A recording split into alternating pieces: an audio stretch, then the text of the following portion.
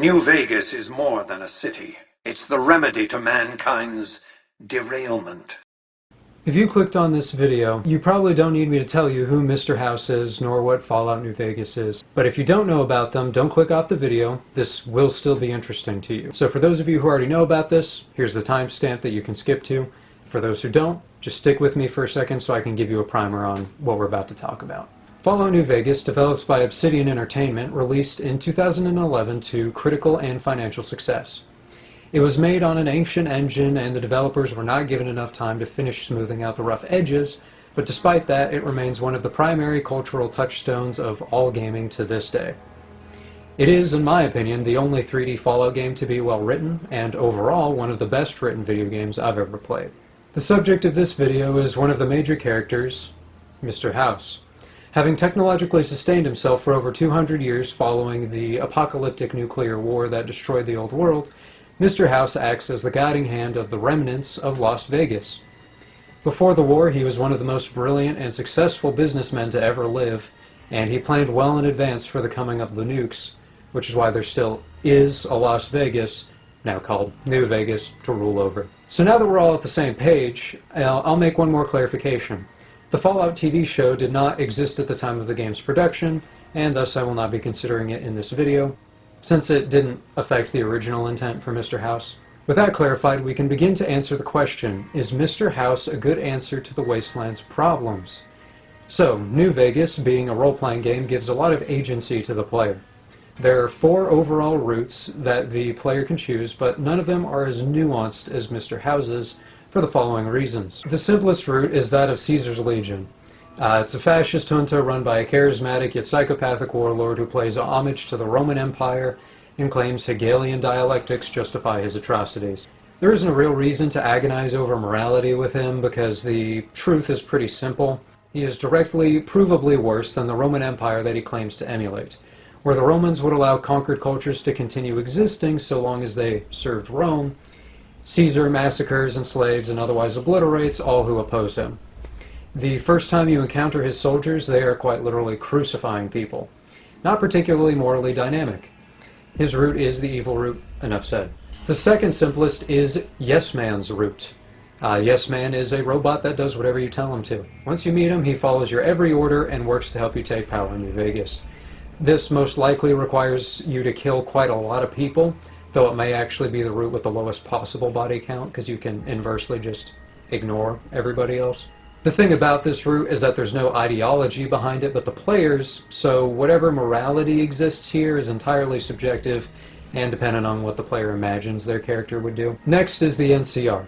In recreating the pre-nuclear war United States, it has inherited a lot of its problems. Corruption, overextension, and overtaxation are the main burdens they face in trying to tame the wasteland, though a fairly scathing point against them is made by Caesar.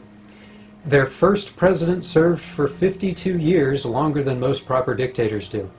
This aside, most of the NCR's problems are issues of practicality, or things that more commonly relate to debates about modern forms of governments in the real world. In general, they're an imperfect force, but they are not particularly violent or oppressive.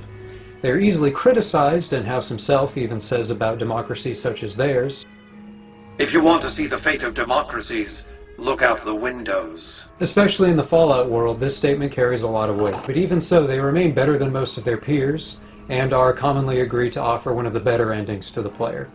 In either case, I am much more qualified for a character analysis of Mr. House than a political analysis of a Walmart wasteland faux United States. So now we can talk about the man himself. Mr. House exists separately from all other factions in the wasteland. When you meet him, he hasn't made contact with the physical world in over 2 centuries. He has not breathed, tasted, heard, seen, smelled, or felt anything like a normal person would for a duration that is 3 times longer than the average human lifespan. This brings us into the first unique aspect of his character and a necessary preface for everything else I'll say. House cannot be thought of like a normal person. Whatever system it is that he creates, he will never be able to experience its effects for the positives or the negatives. His lived experience of being connected to the mainframe of the Lucky 38 casino will never change. This is true whether he is the most influential man in the region or if he can barely reach outside those casino walls. All that he does is only capable of physically affecting others. He cannot materially benefit nor harm himself. Money or lust are not possible motivations, which leaves us with only a few things that could drive him forward.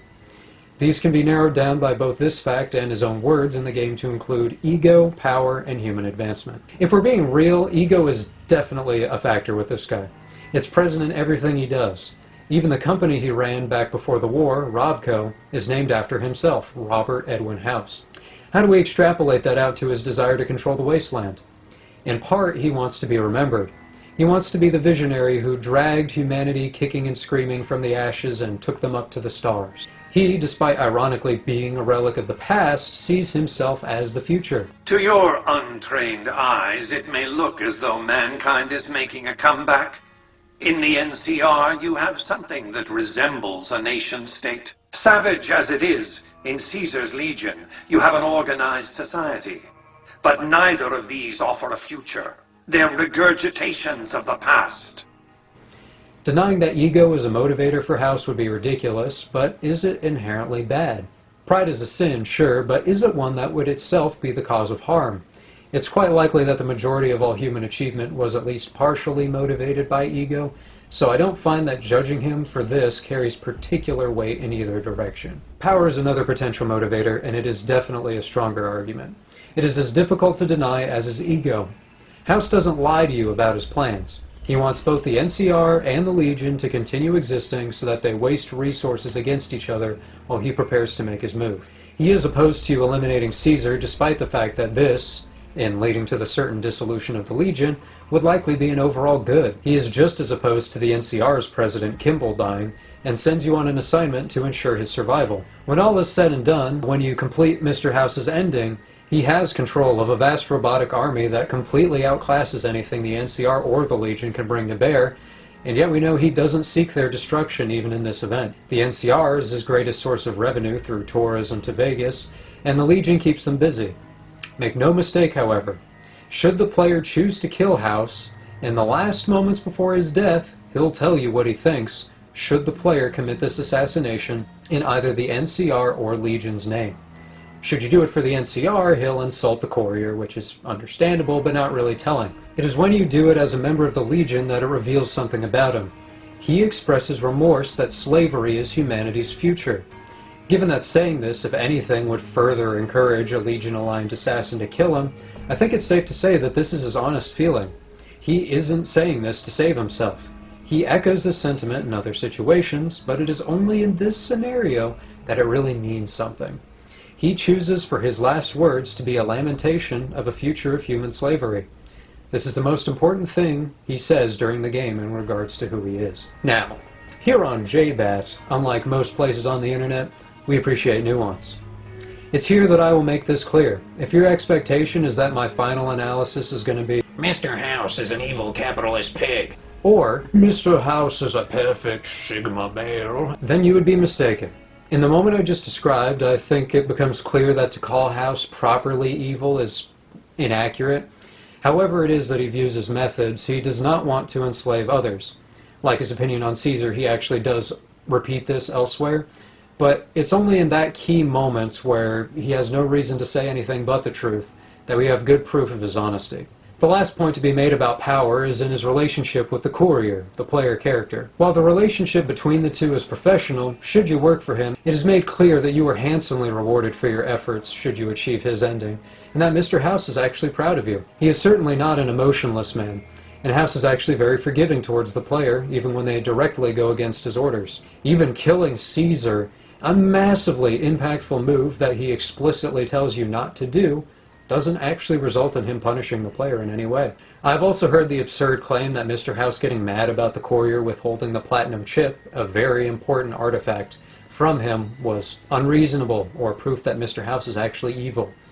You see, Mr. House almost entirely prevented the Vegas area from being affected by the nuclear war, and the platinum chip, an important in-game item the player character is nearly killed for, would have made the difference. Had it gotten to House just 12 hours earlier, before the bombs dropped, the Mojave wasteland wouldn't have been affected at all by the nuclear attack and wouldn't even be a wasteland, really. Now, 200 years later, he finally gets a chance at acquiring it, only for it to be withheld by some random mailman. I must say, the following reaction is not unwarranted, though it is pretty funny.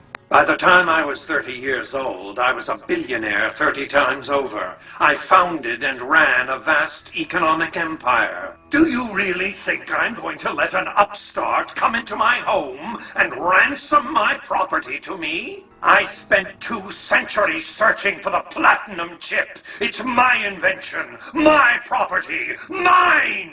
Now be a good courier and deliver it! Now for his desire for human advancement. This is one of the simplest points to argue because it's part of what House was doing before the war. The fact that he still wants to send humanity to the stars even though he couldn't go himself, and even though he can't really materially benefit from the profits of doing so, is another point in his favor. Things may seem fairly positive for Mr. House so far, and that is because I do believe that his motivations are pretty good, given his circumstances at least, and those he's being compared to. But, as the old saying goes, the road to hell is paved with good intentions. In this section, we're going to address Mr. House's impact on the wasteland. For ease of understanding, we'll go by faction. The NCR is, relatively speaking, not affected by Mr. House all that much, even after his ending. Mr. House correctly assumes that the NCR is out to kill him, as, should you play the NCR route, you'll be directed to eliminate him. For this reason, House makes his power play to ensure his life against the NCR. However, you can easily complete Mr. House's route while being friendly with the NCR, and you're actually encouraged to remain friendly with them. You're even able to finish the route without ever having to bring harm to a single member of the New California Republic. You could argue that Mr. House is harmful to the NCR because their soldiers and civilians often vacation to New Vegas, and the debauchery therein brings them some harm. In Mr. House's ending, it even specifies that New Vegas remains a place where fortunes can be won and lost in the blink of an eye, but we don't really decree casinos that people voluntarily enter and participate in evil in real life, so doing so in a game is not the most effective angle of criticism. The Legion's outcome is entirely determined by the player, realistically, so making definitive claims here is difficult. Ending the Legion is a moral good, but to do so correctly, the courier has to go against House's wishes and kill Caesar. Caesar is of great use to me. I don't want you harming a hair on that man's head, assuming you could find one. Then also kill his right man, Legate Lanius, at the end of the game. Mr. House does not punish you for killing Caesar, and is still one of the more forgiving faction leaders, as mentioned earlier, but it would be dishonest to say that he wants the Legion fully eradicated, even if it would be overall better that way. For this reason, I call House's relationship with the Legion a slight moral point against him.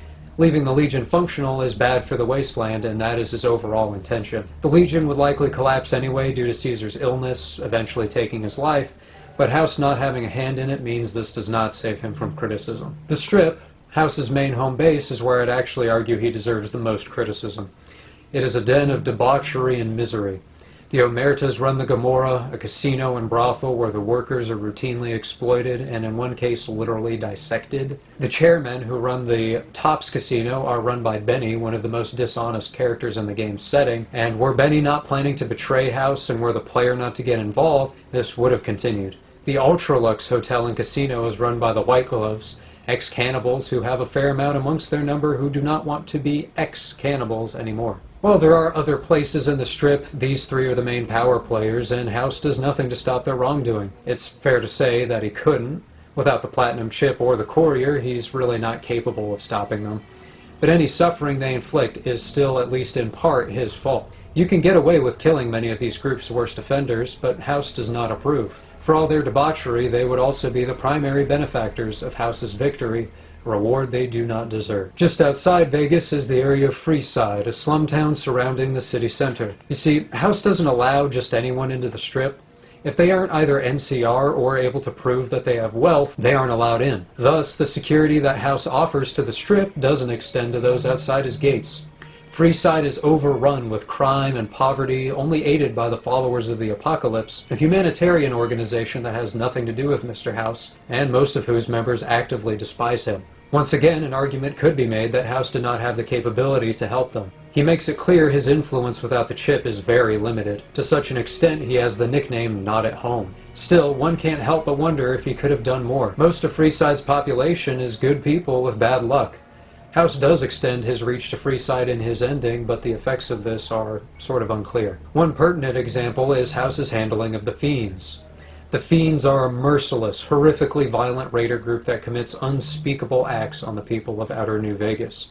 Between Mr. House, the NCR, and the Yes Man ending, the wording of the endings imply that Mr. House is the only one capable of dealing with the Fiends without the player's involvement. The Fiends, of course, are another example of the Legion's evil, considering they are Legion aligned, and any faction can deal with them if the player kills the Fiends' leaders personally. However, the fact that, according to the endings, Mr. House is capable of dealing with them himself once his ending is achieved, does speak to his willingness to secure the Wasteland. Maybe he doesn't do it for the right reasons, but a problem solved is a problem solved. Next is the real kicker, and apparently one of the deal breakers for most players: the Brotherhood of Steel. If you know about any faction from Fallout, it's the Brotherhood of Steel. Here's how Mr. House describes them.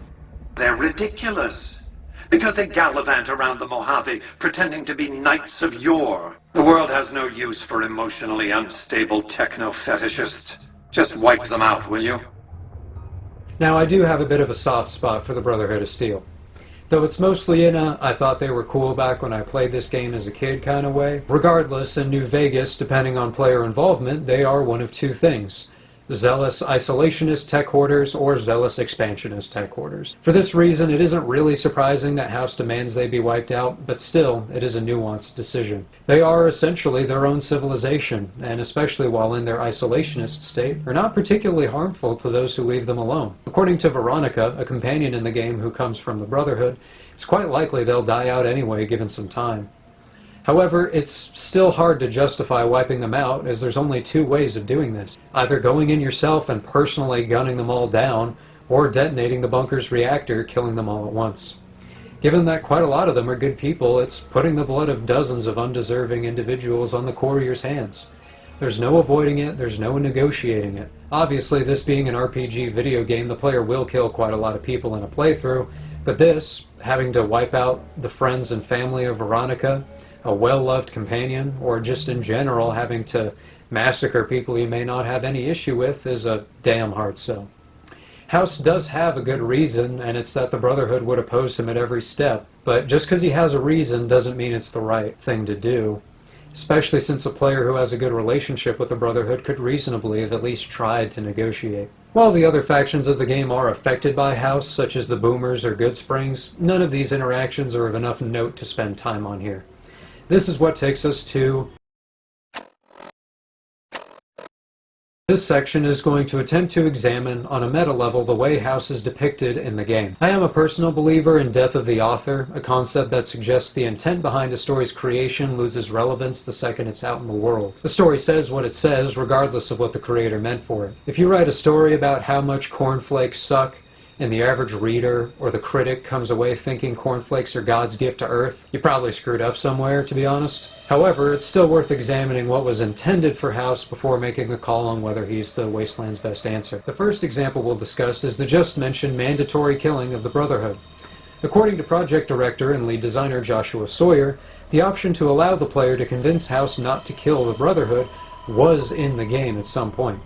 The route was later cut due to it not being in character for House to allow such an obvious enemy to continue existing, and because forcing the player to destroy the Brotherhood lends weight to the decision to side with him. I am making note of this purely because this discussion would be entirely different had they chosen to go the other way with this. But the destruction of the Brotherhood being mandatory is what's in the game, and thus we must judge Mr. House for it. The second note is so subtle that I would never have thought about it were it not for a detail left on the Fallout wiki, which was immensely helpful in me reviewing sources for this video. So let's return back to the event of the player's killing of House. Doing so will add an item to the player's inventory: Mr. House's self-authored obituary. An oddity in the way he describes the passing of his parents references Vladimir Nabokov's infamous novel, Lolita. I will not be going into any detail about that novel, but suffice it to say, drawing a connection between House and that novel is not meant to reflect well on him. Given how small of a reference this is, it's also difficult to tell if there's any particular significance here,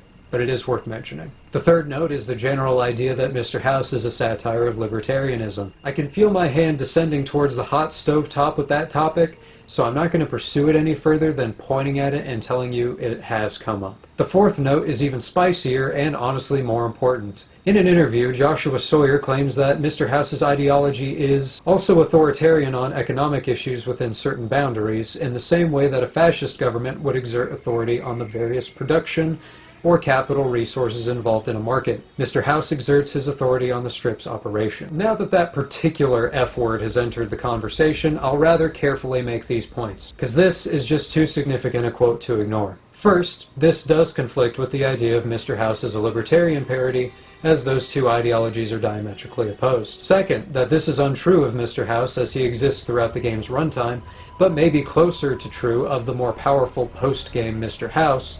And three, that to call him fascist even with this quote in mind wouldn't be accurate, largely due to House's liberal stances on personal behavior and explicit disdain for himself or his state being worshipped in the way that fascism deems necessary.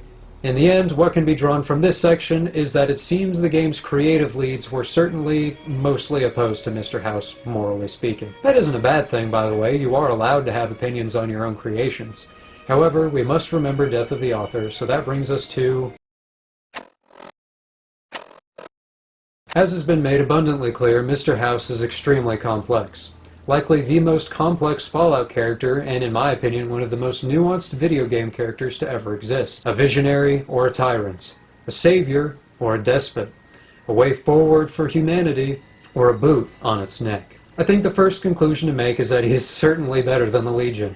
The Legion has all of House's downsides, namely being subject to the whims of a single individual, while also having none of his upsides. There remains to be little point in comparing anything to Yes Man, but the difference in their endings suggests that without Mr. House, the player character has a significantly more difficult time keeping control of New Vegas, and everything beyond that falls into chaos. Given that this route is implied to also be a dictatorship of sorts, I would say that House's ending is likely actually better than this one as well. But, as said, you can't really say for sure given the ambiguity of siding with Yes Man. The real question is about whether the NCR or House is better. The NCR is hopelessly corrupt and out of their depth, but perhaps with the Hoover Dam under their control, the main thing the factions of the Mojave are fighting for, they may be able to reorganize and begin fixing their internal issues. This hope, however, is nothing more than that. Throughout the game, no faction is shown to have so many endemic problems as the NCR. They're often incapable of doing just about anything without the player's help, and at times they're just as bad as the Legion. The massacre of Great Khan civilians at Bitter Springs was a recent atrocity committed by the NCR. It was, however, a matter of miscommunication rather than malice, or so it is said. House, on the other hand, is only as corrupt as the man himself. His robot army will follow his every order, and in his endings it is made clear that over everything else he brings order, which definitely has merit in a wasteland where you could be robbed and killed at any moment. Yet, in the name of his grand game of 4D chess, he commits atrocities like all the others, and while they aren't malicious like the Legions, they are fully intentional, unlike the NCRs. His system of governance, while not fascist, is undeniably authoritarian by his own words. But autocracy? Firm control in the hands of a technological and economic visionary? Yes, that Vegas shall have. And nobody, not even the player, is capable of challenging his authority. While I do believe his intentions are big picture good, and he does allow the NCR to continue existing while the inverse is untrue, I'm not certain it's worth all the sacrifices. While the people of the NCR are beleaguered, they're free, and they live in a system they could feasibly rise to the top of. They're governed by other humans, not robots and their distant puppet master. So overall, what do I think? I think that at his best, Mr. House could maybe be the ideal option for the Mojave, and those that didn't like his system could likely leave for the NCR. But, like everything in New Vegas, it'd be a complete roll of the dice. Perhaps one day he finally snaps, his intentions shift, or he begins making mistakes. And if any of those happen, with all the power he has, lots of people would die very quickly, and the House of Cards would come tumbling down. Realistically, even if I am drawn to the idea of House bringing people to the stars, his glorious future would exist only for the lucky few of Vegas, where fortune is made and lost in an instant. He would do great things, but who would really benefit? It's hard to say. That's why I think that the NCR remains the best option overall, but only by a surprisingly slim margin. They may be corrupt, flawed, and stretched to breaking, but the NCR is more likely to end up in a better place, even if it'll only get there inch by inch. Is Mr. House evil? No. Is he the worst option for the Mojave, or are you a bad person for choosing his route? Of course not. He exists in a gray zone. He always makes the correct moves, but does he make the right moves? While I can't say I'd be comfortable betting the fate of thousands on him, there's no denying he offers the most fascinating decision I've had to make in a video game. Thank you for watching, and I appreciate you having made it this far. If you enjoyed my analysis, consider liking and subscribing, and leave your thoughts below. I'll read all of them. If you have any ideas for future analyses, let me know about those as well. Until next time, remember, the house always wins. An opinion you expressed with supreme subtlety and finesse. Moving on.